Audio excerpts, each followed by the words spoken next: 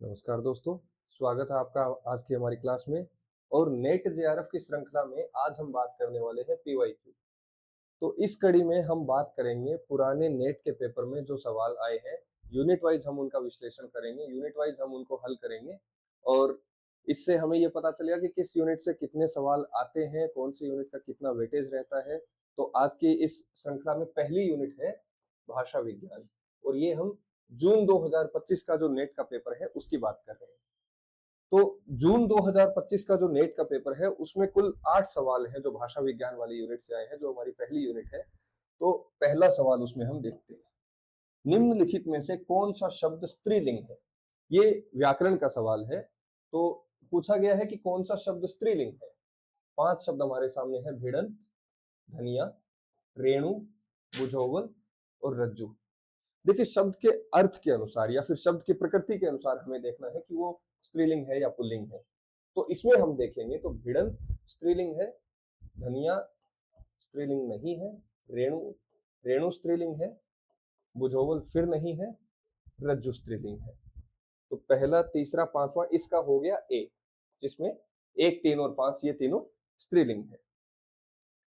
अगले सवाल की हम बात करें, खड़ी बोली की निम्नलिखित रचनाओं के संबंध में कौन सा एक कथन असत्य है। ध्यान देने वाली बात है कि जब हम कोई भी सवाल करें तो हमें सवाल को ध्यान से पढ़ना है, सत्य और असत्य का विशेष तौर से ध्यान रखना है। ये कई बार हमसे गलती होती है कि जहां पे सत्य लिखा होता है वहां असत्य पढ़ लेते हैं और जहां असत्य लिखा होता है वहां सत्य पढ़ लेते हैं। तो यहाँ पे हमें देखना है कि कौन सा कथन असत्य है। अकबर के समय में गंग कवि ने छंद छंद वर्णन की कीर्ति नामक एक काव्य पुस्तक खड़ी बोली में लिखी थी। एक बार बाकी और देख लेते हैं। संवत 1798 में रामप्रसाद निरंजनी ने भाषा योग वशिष्ठ नामक ग्रंथ खड़ी बोली में लिखा था। ये भी सही है। खड़ी बोली में लिखित पहला महाकाव्य हरियोध कृत प्रिय प्रवास है। ये भी सही है। लल्लूलाल विरचित प्रेम सागर खड़ी बोली के आरंभिक रचनाओं में परिगणित है। ये भी सही है। तो इसमें पहला गलत है। अकबर के समय में गंग कवि ने छंद छंद वर्णन की कीर्ति नामक एक काव्य पुस्तक खड़ी बोली में लिखी थी। इसका सही है चंद छंद वर्णन की महिमा। तो असल जो ग्रंथ है वो है चंद छंद वर्णन की महिमा। यहां पे लिखा गया है छंद छंद वर्णन की कीर्ति, यानी कि इसमें ये गलत है। इसके अलावा हम एक बार देख लेते हैं, भाषा योग वशिष्ठ हम सब जानते हैं, भाषा योग वशिष्ठ रामप्रसाद निरंजनी ने लिखा है और खड़ी बोली में लिखे गए प्रारंभिक ग्रंथों में इसको शामिल किया जाता है। हरियोध का प्रिय प्रवास खड़ी बोली का पहला महाकाव्य है और इसमें राधा कृष्ण को आधार बनाकर कथा लिखी गई है और ये 17 सर्गों में लिखा गया है। चौथा है लल्लूलाल विरचित प्रेम सागर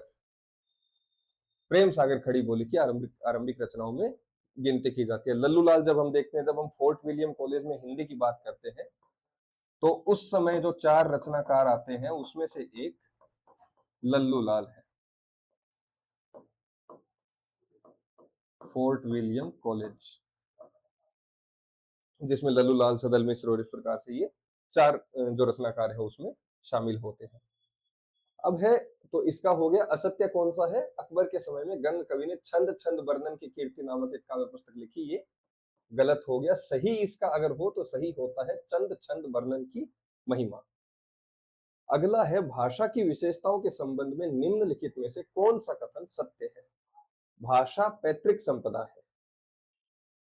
दूसरा है भाषा परंपरा है, व्यक्ति उसका अर्जन कर सकता है, उसे उत्पन्न नहीं कर सकता। तीसरा है भाषा सूक्ष्मता से स्थूलता और प्रौढ़ता से अप्रौढ़ता की ओर जाती है। चौथा है प्रत्येक भाषा की एक भौगोलिक सीमा होती है। पांचवा है प्रत्येक भाषा की व्याकरणिक संरचना समान होती है। इसमें क्या देखना है, कौन सा सत्य है। पहला है भाषा एक पैतृक संपदा है। पैतृक से अगर हम देखें तो पैतृक का मतलब हो गया कि किसी व्यक्ति की जो पारिवारिक संपत्ति हो गई या फिर उसका पूरा प्राचीन जो मूल है उसको हम पैतृक से जोड़ सकते हैं। तो क्या किसी समाज की भाषा किसी एक व्यक्ति विशेष की पैतृक संपदा है? तो ये हो जाएगा गलत। दूसरा है भाषा परंपरा है, व्यक्ति उसका अर्जन कर सकता है, उसे उत्पन्न नहीं कर सकता। ठीक बात है कि भाषा जो है वो किसी भी संस्कृति की अगर हम बात करें तो उसमें भाषा एक पूरे परंपरा रूप में हमारे सामने आती है। ऐसा नहीं है कि कोई भी भाषा आज जो हम बोल रहे हैं वो अचानक से बदल गई है या फिर उसका जो स्वरूप आज हमें देखने को मिल रहा है वो अचानक से हमारे सामने आ गया और हमने उसको अपना लिया है। किसी भी भाषा की विकास परंपरा भी हम देखते हैं तो वो अनेक स्वरूपों में बदलती हुई। अगर मैं हिंदी की भी बात करूं तो अपभ्रंश से हिंदी तक आते आते हिंदी का स्वरूप कई बार बदला है। या मैं बात करूं कि वैदिक संस्कृत से हिंदी तक आते आते कई ऐसे सोपान हैं, कई ऐसे चरण हैं जहां पे आके भाषा के स्वरूप में बदलाव होता है। पुरानी भाषा की कुछ चीजें एक जो संक्रमण काल होता है उसमें पुरानी भाषा की कुछ चीजें छोड़ी जाती है। नई भाषा या जो कहें कि उस दौर में जो कुछ बदलाव आते हैं वो उस भाषा में शामिल होते हैं। उसके बाद भाषा का एक नया स्वरूप सामने आता है, फिर वो चलता है, समय के साथ उसमें बदलाव आते हैं। तो भाषा क्या है? भाषा एक परंपरा है। व्यक्ति इसका अर्जन कर सकता है, उत्पन्न नहीं कर सकता। ठीक बात है कि व्यक्ति भाषा सीख सकता है, लेकिन अचानक से कोई नई भाषा बना दे ये उसके लिए संभव नहीं है। पहला है भाषा पैतृक संपदा, ये गलत हो गया क्योंकि भाषा किसी एक परिवार का या किसी एक व्यक्ति विशेष की निधि नहीं है, भाषा एक सामाजिक निधि है। दूसरा हो गया भाषा परंपरा है। तीसरा है भाषा सूक्ष्मता से स्थूलता और प्रौढ़ता से अप्रौढ़ता की ओर जाती है, ये गलत है। भाषा जटिलता से सरलता की ओर जाती है, तो ये भी गलत हो गया। प्रत्येक भाषा की एक भौगोलिक सीमा होती है, ये सही है। मान लीजिए कि कोई भी भाषा है, अगर आज मैं हिंदी की बात करूं तो मोटा मोटी देखें, हिंदी भाषी राज्यों की बात करें तो 10 राज्यों में हिंदी बोली जाती है। या आसपास के हम जो सीमा क्षेत्र है उसको ले ले तो 2-4 राज्य और होंगे जहां पे हिंदी थोड़ी बहुत समझ लेंगे। लेकिन अगर मैं कहूं कि दक्षिण भारत में भी उसी तरह से हिंदी बोली जाती है जैसे हमारे यहाँ बोली जाती है, या फिर कहें कि हिंदी पूरी दुनिया में हर जगह बोली जाती है, तो ये गलत हो जाए। क्योंकि भौगोलिक सीमा होगी और भौगोलिक सीमा के साथ ही भाषा की एक सीमा होती है कि इस राज्य में ये भाषा बोली जाती है, इसमें ये बोली जाती है, तो भौगोलिक सीमा होती है, ये सही है। प्रत्येक भाषा की व्याकरणिक संरचना समान होती है, ये गलत है। क्योंकि प्रत्येक भाषा का अपना अलग व्याकरण होता है, वही व्याकरणिक खूबियां उन्हें अन्य भाषाओं से अलग बनाती है। कुछ भाषाओं में हम देखेंगे कि प्रसर्गों का इस्तेमाल किया जाता है। अगर मैं हिंदी की बात करूं तो हिंदी में कई बार ऐसे व्याकरणिक बदलाव आए जो पहले की भाषा में नहीं होते थे। आज हमारे सामने जो स्वरूप देखा जा रहा है वो उस रूप में नहीं था। आज जिन कारक चिन्हों का या फिर उनका प्रयोग कर रहे हैं, हो सकता है किसी दूसरी भाषा में उनका प्रयोग ना किया जाता हो, तो व्याकरणिक संरचना समान होती है, ये गलत है। तो इसमें पूछा गया है कि भाषा की विशेषता के संबंध में निम्न में से कौन से कथन सत्य है? भाषा पैतृक संपदा होती है, ये गलत हो गया। भाषा परंपरा है, व्यक्ति उसका अर्जन कर सकता है, उसे उत्पन्न नहीं कर सकता, ये सही हो गया। भाषा सूक्ष्मता से स्थूलता और प्रौढ़ता से अप्रौढ़ता की ओर जाती है, ये गलत हो गया। प्रत्येक भाषा की एक भौगोलिक सीमा होती है, ये सही हो गया। प्रत्येक भाषा की व्याकरणिक संरचना समान होती है, ये गलत हो गया। तो सत्य कौन से हैं? 2 और 4। ठीक है, तो इसमें हो जाएगा सी, केवल 2 और 4 इसमें सही है। अगला आ गया कि सूची 1 को सूची 2 से सुमेलित करना है। बहुब्रीहि के भेद के आधार पर हमें देखना है कि कौन सा सही है, इसमें सुमेलित करना है। तो 4 भेद हमारे सामने हैं। व्याधिकरण बहुव्रीहि, समानाधिकरण बहुव्रीहि, तुल्य योग बहुव्रीहि और व्यतिहार बहुव्रीहि। व्यतिहार बहुव्रीहि हो गया जिसमें परस्परिक क्रियाएं हैं या फिर क्रियाओं का आदान प्रदान हो रहा है। तो इसमें कौन सा शब्द है जिसमें क्रियाओं का आदान प्रदान हो रहा है? इसमें है मारामारी, तो इसका हो जाएगा ये। व्यतिहार का हो गया मारामारी। समानाधिकरण बहुव्रीहि, ये तुल्य योग बहुव्रीहि जिसमें 2 पद मिलकर तीसरे अर्थ की ओर संकेत करते हैं, तो इसका हो गया डी, सचेत। समानाधिकरण बहुव्रीहि जिसमें दोनों पद समान रूप से तीसरे की विशेषता बताते हैं, तो ये हो गया प्राप्तोदक। समानाधिकरण बहुव्रीहि और व्याधिकरण बहुव्रीहि जिसमें पदों का कारक संबंध अलग अलग है, ये हो गया वीणा पाणी। इसको अगर हम अलग अलग करके देखें तो प्राप्तोदक, प्राप्त उदक, उदक माने जल। तो प्राप्तोदक का मतलब हो गया कि जो जिसको जल प्राप्त हो चुका है, या फिर भूमि के संदर्भ में इसकी बात करूं तो प्राप्तोदक भूमि वो हो गई जो सिंचित है।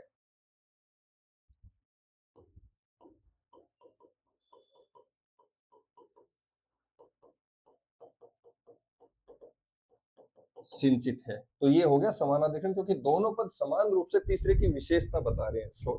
प्राप्त और उदक शब्द तो दो है, लेकिन हमें समझना इससे ये है कि सामने वाला जो है या फिर सामने कोई वस्तु है उसको जल की प्राप्ति हो चुकी है। ये हो गया व्याधिकरण बहुव्रीहि, जिसमें पदों का कारक संबंध अलग अलग है। अगर मैं वीणा पानी को इसमें विभाजित करूं, वीणा है जिसके पानी में, तो ये कारक चिन्ह जो है ये इसमें अलग अलग है, लेकिन ये मिलकर एक अर्थ की अनुभूति दे रहे हैं। तो ये हो गया हमारा व्याधिकरण बहुव्रीहि। तुल्य योग बहुव्रीहि, दो पद मिलकर तीसरे अर्थ की ओर संकेत करते हैं। तो ये जैसे है सचेत, इसको मैं अगर तोड़ूं तो जो अच्छी तरह से चेतन अवस्था में है, या फिर इसको मैं कहूं कि जो अपने आसपास की चीजों को लेकर सावधान है। दो पद मिले चेतना और सु, तो इससे बन गया सचेत। ये मिलकर तीसरे अर्थ की ओर संकेत कर रहे हैं। और व्यतिहार बहुव्रीहि जिसमें परस्परिक क्रियाएं हैं, तो मारा मारी इसमें दो क्रियाएं हमें साथ में देखने को मिल रही है। अब इसको देख लेते हैं हम। ए का हो गया 2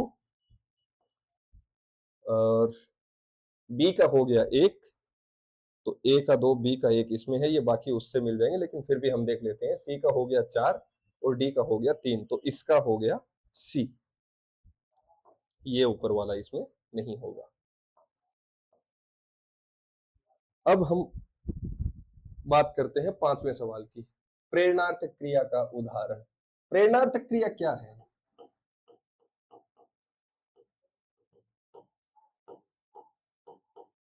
प्रेरणार्थक क्रिया सीधा सीधा इसका अर्थ समझे कि व्यक्ति स्वयं काम कर नहीं रहा, कार्य करता नहीं है,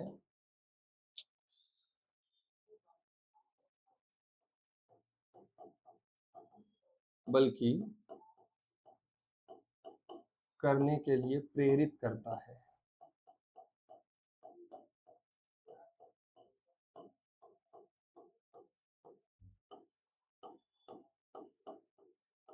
तो प्रेरणार्थक क्रिया क्या हो गई? जिसमें स्वयं कर्ता काम कर नहीं रहा है, वो दूसरे को वो कार्य करने के लिए प्रेरित कर रहा है। तो इसमें अपन एक एक देखते हैं। माँ बच्चे को खिलाती है, माँ बच्चे को खिला रही है, तो उसमें मूल जो है वो बच्चा है जो क्रिया कर रहा है।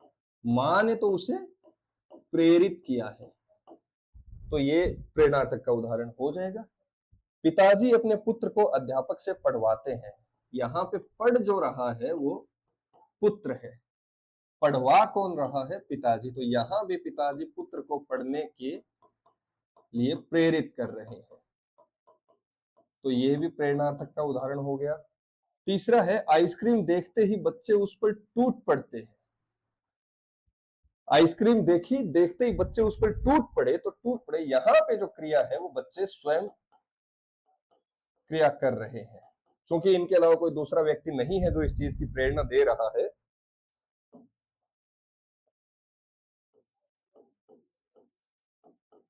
बच्चे क्रिया कर रहे हैं, यहाँ पे बच्चों के अलावा कोई नहीं है जो उन्हें इस चीज के लिए प्रेरित कर रहा है, इसलिए आइसक्रीम देखते ही बच्चे उस पर टूट पड़ते हैं, तो ये क्या हो जाएगा? प्रेरणार्थक का उदाहरण नहीं होगा। चौथा है, लड़के ने कपड़ा सिलवाया।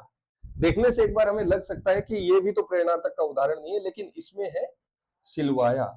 लड़के ने सिलवाया है किससे? जो भी कपड़ा सिलने वाला है उससे लड़के ने सिलवाया है। काम दिया लड़के ने है, कर कोई और रहा है, तो सिलवाया ये कोई दूसरा व्यक्ति कर रहा है, तो इसलिए ये भी प्रेरणार्थक क्रिया का उदाहरण है। तो क्या हो गया? प्रेरणार्थक क्रिया का उदाहरण नहीं है। 4 ऑप्शन हमारे सामने। प्रेरणार्थक क्रिया क्या है?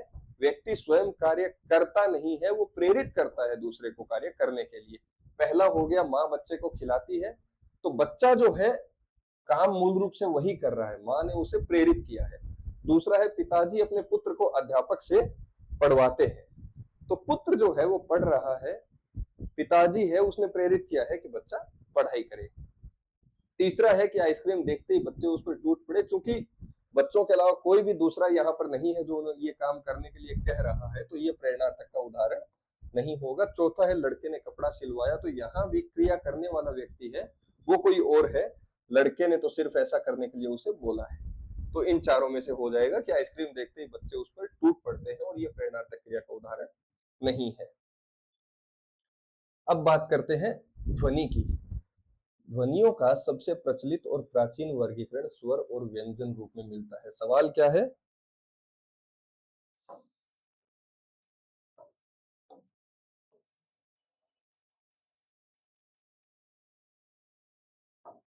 सवाल है हिंदी ध्वनियों के संदर्भ में कौन सा तथ्य सही नहीं है।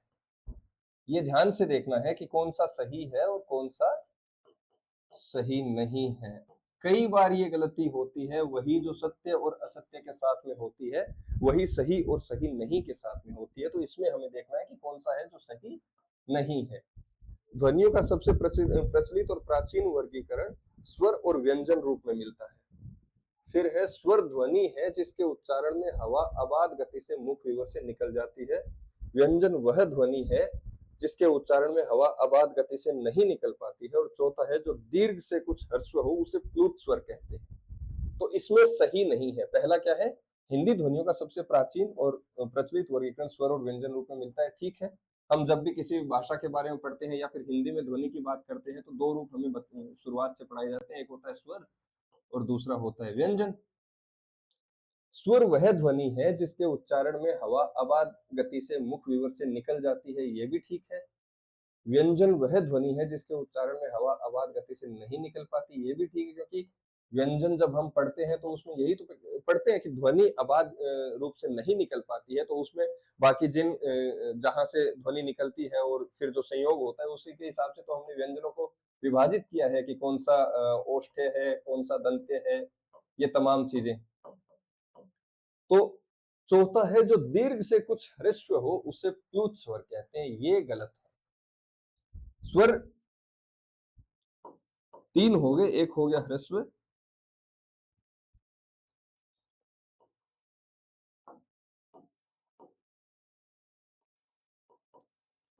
दूसरा हो गया दीर्घ और तीसरा हो गया प्लुत। सीधे सीधे समझते हैं, ह्रस्व का मतलब है जिसमें छोटी मात्रा है, या कहें कि जिसमें एक मात्रा है। जैसे कोई भी एक स्वर ले लेते हैं जिसमें छोटी या एक मात्रा होती है। ये हो गया मान लो रवि, तो ये जो है छोटी ई की जो मात्रा है ये हो गया आपका ह्रस्व स्वर। दीर्घ हो गया जिसमें बड़ी मात्रा है, बड़ी मात्रा, या फिर कहें कि जिसमें दो मात्रा है। जैसे हो गया राम, तो इसमें आ की मात्रा है, ये हो गया दीर्घ। अब प्लुत, इन्होंने कहा प्लुत वो है जो दीर्घ से कुछ ह्रस्व हो, मतलब दीर्घ से थोड़ा छोटा हो। तो ये यहाँ पे गलत है, क्योंकि प्लुत क्या है? दीर्घ से भी जिसमें बड़ी मात्रा है, बड़ी मात्रा दीर्घ से भी, या सीधा सीधा कहें कि एक मात्रा हो गया ह्रस्व, दो मात्रा हो गए दीर्घ, और प्लुत जिसमें दीर्घ से भी ज्यादा मात्रा है। मान लो किसी को दूर से पुकार रहे हैं, जैसे एक तो हमने बोल दिया राम, एक बोला कि राम, किसी को हमने पुकार के बुलाया, तो यहां पे क्या हो जाएगा? ये जो है ये प्लुत स्वर है। तो इसलिए इसमें सही कौन सा नहीं है? चौथा, जो दीर्घ से कुछ ह्रस्व हो उसे प्लुत स्वर कहते हैं, ये गलत है। बाकी इसमें तीनों से ये ध्वनियों का सबसे प्रचलित और प्राचीन वर्गीकरण स्वर और व्यंजन रूप में है। स्वर ध्वनि है जिसके उच्चारण में हवा अबाध गति से मुख विवर से निकल जाती है। व्यंजन वह ध्वनि है जिसके उच्चारण में हवा अबाध गति से नहीं निकल पाती है। जो दीर्घ से कुछ ह्रस्व हो उसे प्लुत स्वर कहते हैं, ये सही नहीं है। अब हम बात करते हैं अगले सवाल की। हिंदुस्तानी ग्रामर से संबंधित निम्नलिखित में से कौन सा कथन सत्य है? हिंदुस्तानी ग्रामर एक किताब है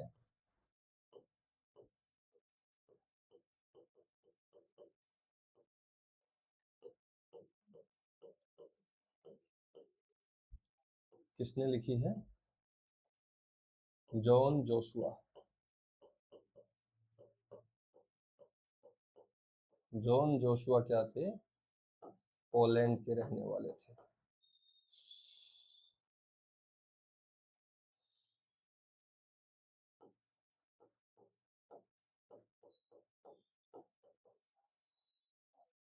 इन्होंने एक किताब लिखी जिसका नाम है हिंदुस्तानी ग्रामर।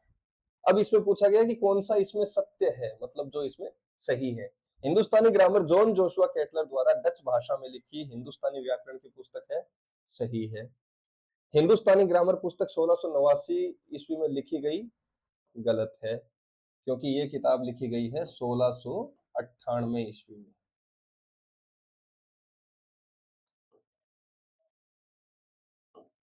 सोलह सो 98 में लिखी गई है।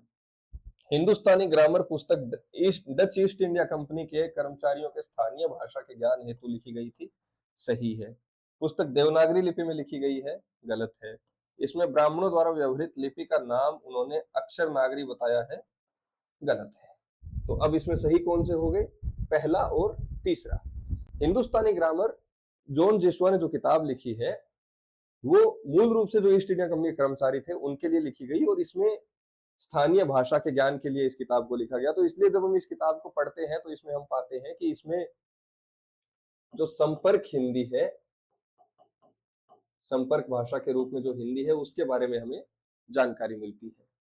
देवनागरी में लिखी गई है, गलत है। ब्राह्मणों द्वारा व्यवहृत लिपि का नाम उन्होंने अक्षर नागरी बताया है, ये भी गलत है। तो अब हमें सही चुनना है पहला और तीसरा। इसका हो जाएगा बी, केवल 1 और 3। अब हो गया सुमेलित करना है जातिवाचक से भाववाचक संज्ञा। 4 ऑप्शन हमारे सामने दिए गए हैं, दोनों में दो दो शब्द है, तो इसमें देखना है कि जातिवाचक से भाववाचक में कौन सा जा रहा है। जाति अगर मैं बात करूं तो मुनि, भाव हो गया मौन, पहले का हो गया तीसरा। विशेषण से भाववाचक संज्ञा, ये हो गया चौथा, रक्त और रक्तिमा। संज्ञा से विशेषण, ये हो गया